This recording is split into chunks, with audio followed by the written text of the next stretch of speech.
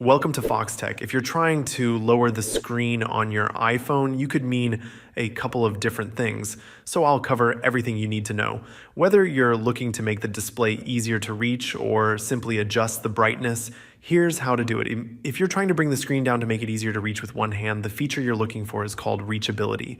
On newer iPhones without a home button, you can activate this by swiping down on the bottom edge of the screen. This temporarily lowers the top half of the display so you can tap things more easily, and after a few seconds, the screen will automatically return to normal. It's a simple but really useful trick, especially on larger iPhone models. If reachability isn't working, it might not be enabled. To turn it on, go to Settings, Accessibility, Touch, and make sure reachability is switched on. Once that's done, swiping down from the bottom of the screen should start working. If you're using an older iPhone with a home button, the process is a little different. Just lightly double tap, not press, the home button, and the screen will lower in the same way.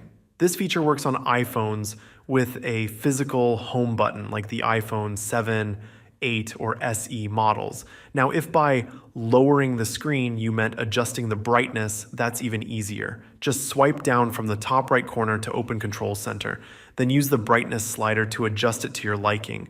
If you don't see the brightness control, press and hold on the toggles to enter edit mode, tap add new toggles, and look for the brightness option to add it back. This gives you quick access anytime you need to adjust the screen brightness. That's everything you need to know about lowering the screen on an iPhone, whether you're making it easier to reach or just dimming the display. Let me know in the comments if this helped.